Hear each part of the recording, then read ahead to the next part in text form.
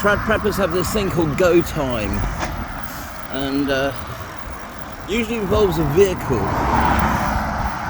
So I've just ridden past a kilometre of gridlock, and it always strikes me that there's this real trad prepper of you get it all in your car, and then you head for the hills, and there's often more gear than you can carry because you're used to carrying it in your car. And it just completely makes sense to get used to cycling. To get used to cycling considerable distances. 15-20 miles in a day is reasonable if you're laden, and that's the distance to a bug out location, which involves maybe a bit of road and maybe a bit of off-road. Maybe you know some old ploughman tracks or little old green lanes that are not marked on the map. They're not even B roads, they're not even bridleways, they're just these little tracks which, if you were on a bicycle, you'd know about because you've been exploring them. I mean, generally bugging out is a myth. It's kind of, you're heading off into the countryside with minimal skills. You probably know how to use a ferro rod and some cotton wool balls, but anything beyond that is almost mythology.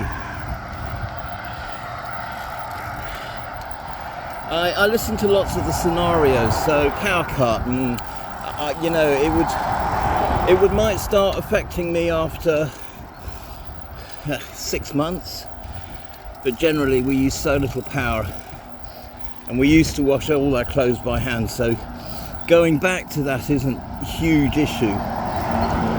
We've lived off grid. You know, we have a shed with a wood-fired stove in it, so if we needed to, we could just move into the shed for the warmth.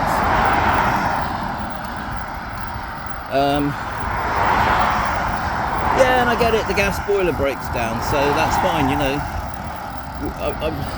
I've lived in benders on protest camps where you boil a kettle and have a naked wash down standing in a trug with 6 inches of warm water underneath you, you know, in the trug, and you're using that first to soak, then you change it, and then you have a second one to rinse down, and you know, sit by the fire to dry off. It's just going back to kind of living ultra close to the land in your home. Is not hard. So I was just thinking, you know, power failure. So the other one is, oh look, there he is.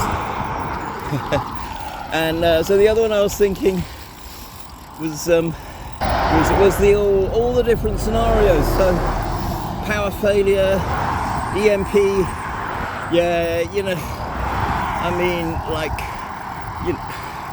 yeah, maybe an atmospheric event. What else? Nuclear war, we're not going to survive that.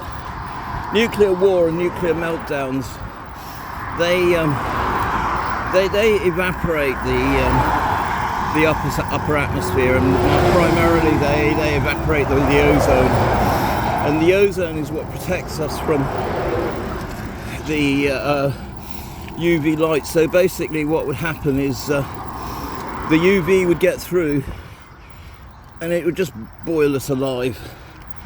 We would just die. It really is as simple as that.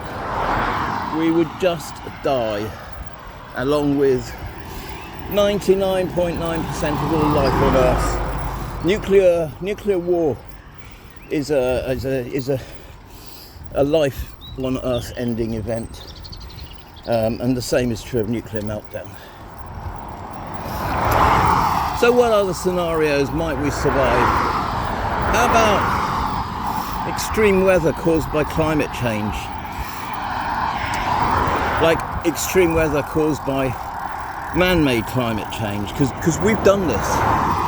We have changed the climate and we've done it by being lied to. The oil industry lied to us, our governments have lied to us, and they'll take money from fossil fuel companies to carry on that lie. How about sea level rise? Catastrophic sea level rise could happen in 10 years, 20 years, or 100 years.